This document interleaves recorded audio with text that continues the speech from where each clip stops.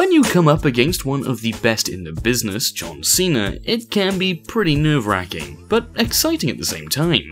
But on an episode of Raw on May 4th, 2015, the underdog of the underground, Sami Zayn, perhaps got a little bit too excited, as he ended up injuring his shoulder before he even got into the ring. Zayn was introduced by Bret Hart as John Cena's mystery opponent for Cena's US Open Challenge, which took place in Zayn's hometown of Montreal, Quebec, Canada. As Zayn made his entrance, he was well received by the crowd, and with all the adrenaline kicking in, Zayn ran up the ring steps and threw his arms out with such force to hype the crowd. However, he immediately clutched his left shoulder after he noticed something wasn't quite right. Minutes into the match, Zayn was on the receiving end of a back suplex, which caused further injury to his shoulder, and Cena, being the veteran that he is, realized this and signaled to the referee to check on Zayn. Like a true wrestler, however, Zayn continued with the match, and the two put on a great show.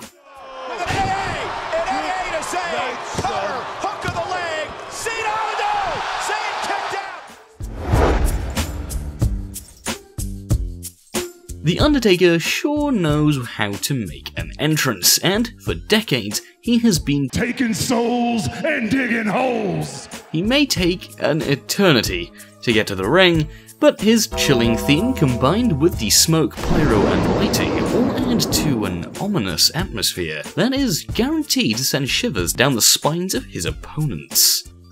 And let's not forget the creepy thing he does with his eyes. Rest in peace.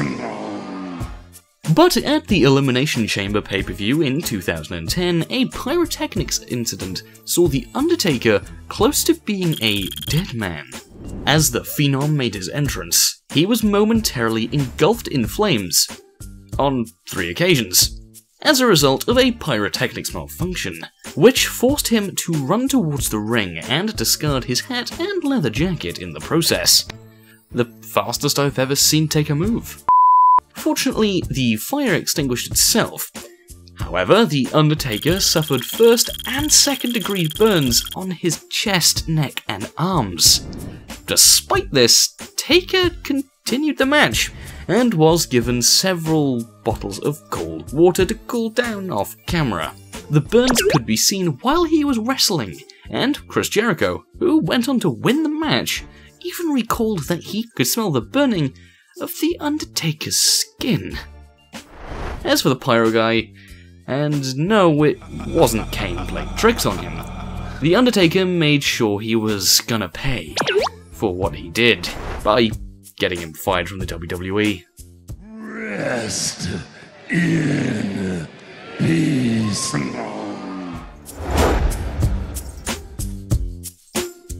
Randy Orton has had his fair share of shoulder injuries. Perhaps his most embarrassing one, however, was during a match against Edge at Over the Limit in 2010, where he managed to injure himself from simply taunting. During the match, Orton countered Edge's spear, and then proceeded to pound the mat, ready to do his RKO finishing move. However, Orton pounded a little too hard. That's what she said, causing his right shoulder to separate. The Viper was clearly in pain, and was unable to hit the RKO on Edge. Otherwise, it may have ended up like this. The match then ended in an improvised finish, a double countout, after Edge tried to spear Orton through the barricade. When you think of embarrassing injuries, this has to be up there along with number 1, which I will get to later. In a 10-man tag team match on an episode of Raw in July of 2002, Kevin Nash suffered a quad injury where he tore it from, well, walking. After tagging himself in, Nash immediately felt something was wrong, and you can see Nash briefly clutching his thigh before brushing it off. The breaking point came when Nash walked over to attack Bubba Ray Dudley, to which his quad gave way, and he is left screaming in agony. As a result, Kevin Nash has been on the receiving end of countless memes and edits associated with the tearing of his quad. Like this one, eat, sleep, tear quad, repeat. And this one, entrance music hits, test quad.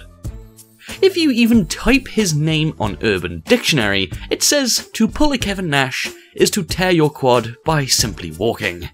So I thought I'd join in on the fun. We already made an edit of Nash's quad tear in our previous video, but we thought we'd make another one. Why not?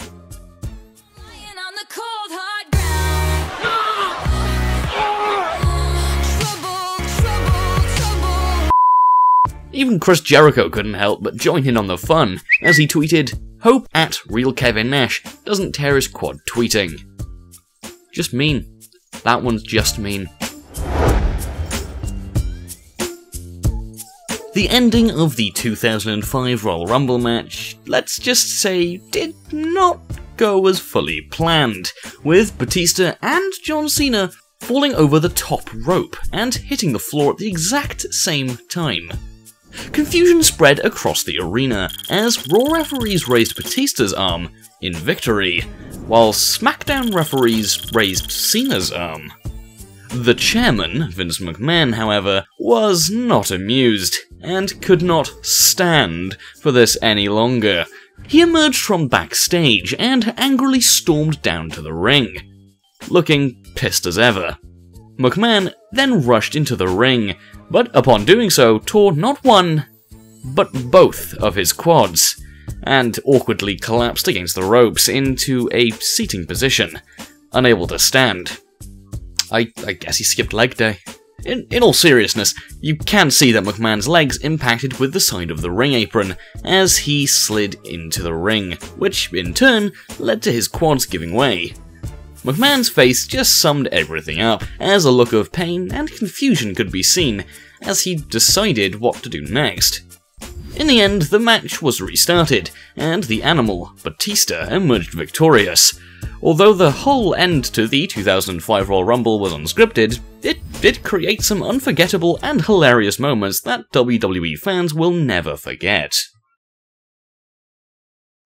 He does not look happy, and that's not a shocker.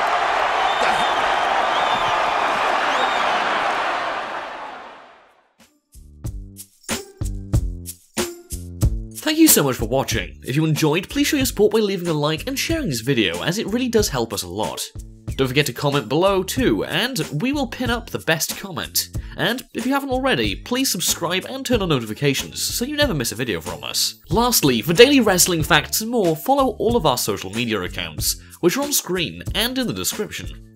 Thanks, and until the next video.